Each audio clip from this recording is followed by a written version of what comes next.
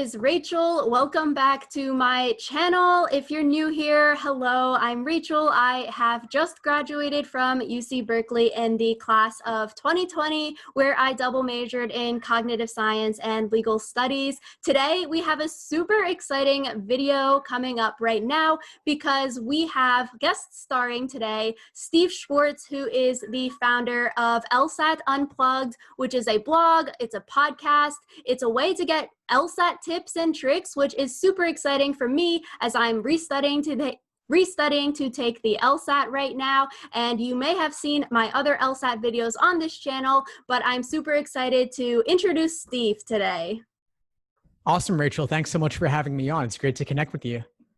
Yeah, so Steve, if you want to tell the viewers a little bit about yourself. Yeah, sure. So let's see. I'm from New York. I've been teaching the LSAT since 2005. I started my own LSAT journey back when I was considering law school myself, but I started teaching the LSAT in the meantime and loved it. So when I graduated college, that was the next natural starting point for me. So I started teaching the LSAT. I started LSAT blog. Then more recently, I started the LSAT Unplugged YouTube channel and podcast where I'm putting out tons of information every single day on everything LSAT and law school admissions. And so it's kind of nerdy, but it's a lot of fun. I love it. I love being a YouTuber like you, Rachel. And so it's been fun to explore just putting out material in this new way. Yeah, that's super awesome. So you mentioned that you took the LSAT, but then you didn't go to law school. Can you explain a little bit about your thought process behind that? Yeah, sure. Well, I was studying for the LSAT and I got super obsessed with it because there was this one exam that I just couldn't crack. And I spent an entire year studying for this thing before I finally got a 175. And in the process of studying for it, I became obsessed with it. I learned to actually love it and appreciate it. But my reasons for going to law school were kind of half-baked. It was kind of like, for lack of a better option, I thought at various points, maybe I'll be a college professor, maybe I'll be a high school teacher, maybe I'll go to law school. But my law school personal statement draft ended up being 90% why I didn't want to go to law school. And so I figured maybe I shouldn't go. And in the meantime, I had this LSAT career that I loved. And so I just kept that going. And then with the internet, things really snowballed, they really scaled, and I loved putting out material. So I just continued with that and I've never looked back.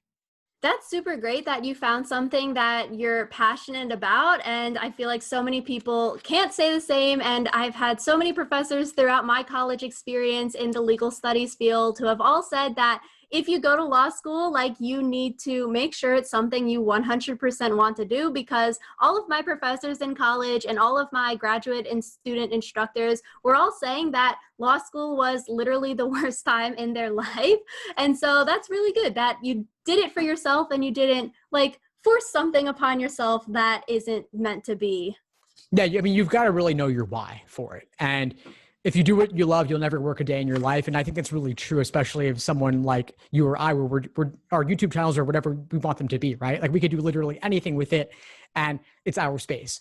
But if you go a certain predefined career path, and you're working for somebody else, you better make sure that you like what you're doing, because there's not as much freedom within that area. But at the same time, if it's what you like, it could be okay. Yeah, awesome. So I guess, do you want to explain some about the LSAT resources and consulting that LSAT Unplugged has? Yeah, sure. So I have the YouTube channel, the podcast, the Facebook group, the Instagram, and I'll send you the links for all of those. I'm putting out information multiple times a day. All of that's free. And so you can check that out and see if you like it. I've got interviews, classes, webinars, group coaching, tons of different things going on, personal statement workshops more recently. And then as far as premium offerings, I have courses that include on-demand video lessons, live online classes and Q&As, and private group coaching sessions. I also do a bit of one-on-one. I also have guides, like books, guides, cheat sheets, checklists, and explanations. So everything LSAT and admissions, I've got it covered. No, that's super great. And my friend Kenny, who was on my YouTube channel a few weeks ago, if you all saw his law school reveal on this channel, he really spoke highly of Steve. He worked with Steve throughout his LSAT journey. So that is just probably one of the many testimonials of students who have worked with you and who have had a successful LSAT and law school application journey with you. Yeah, no, thanks for mentioning that. It's funny, Rachel, because I've come across your YouTube channel quite a bit over the past couple of years. And then I saw Kenny on there and I was like, oh, Kenny, I worked with Kenny. That's incredible that you know him also. And so I connected with him and he made an introduction. And so that was really cool to see too. Yeah, Kenny's great. And I actually did a video with him as well recently. He had a great success story. He improved 10 points on his LSAT and is going to Loyola for almost a full ride. He's almost going for free. Yeah, it's a really, really great story. Definitely recommend checking out the video on LSAT Unplugged channel with Kenny, and also the video that I did with Kenny, because you can learn about a lot of experience from a current law school student who is going to law school in the fall, what his application journey was like. And I think, Steve, for you, I think something for a lot of students who maybe are interested in going to law, but they're not really sure. Like, do you have any advice for them about that? Yeah, I would definitely suggest doing some research. This is a big investment to go to law school, so make sure that you really want to do it. Talk with current practicing attorneys in the area that interests you and see what is a day in their life really like. It's not like TV and movies, of course. It's not as glamorous, not as dramatic, but it can still be fulfilling. But you got to know what it's actually like. Maybe you could shadow them for a day. Maybe you could just talk with them for 15 minutes and you'll learn a lot in the process. And if you could do that with 5 people or 10 people, it's work. It might feel a little bit uncomfortable to do that reaching out, but it could save you a lot in the long run. So it's worth taking that time. And there's a lot of attorneys out there. So even if you have to email or reach out to 100 of them to get 10 yeses, it's worth doing. And would you say for students, like, I don't have any lawyers that I'm really friends with or anything like that, or for other students who maybe don't have family in the legal profession or friends, family, friends, like, how would they go about maybe making those connections or getting those opportunities to learn more about the legal field? You could even just go on LinkedIn. Just go on LinkedIn and look for alums who went to your college. And that alone is enough of a connection.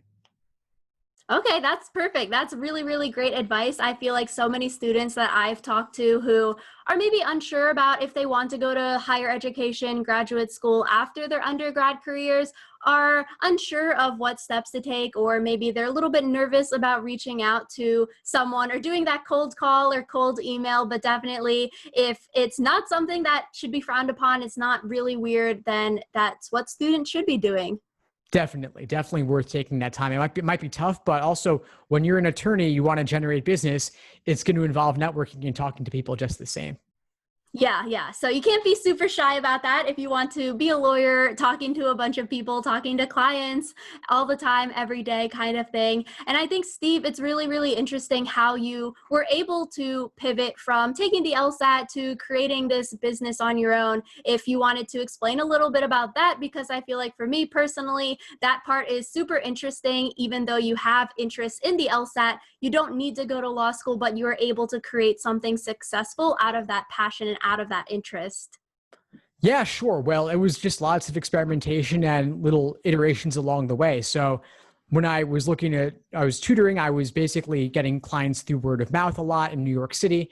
And I wanted to start making a website, but I didn't know how to make websites. So I made a blog.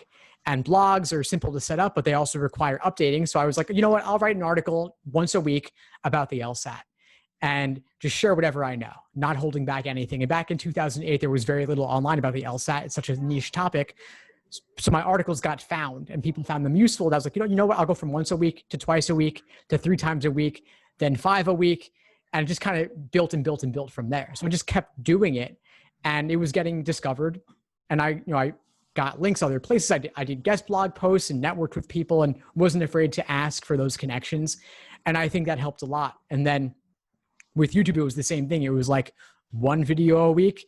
Then it was 1 video a day. Now it's like 5 videos a day. And a lot of them are clips of other videos, but I'm just not afraid to put out information. And if it's useful, people share it.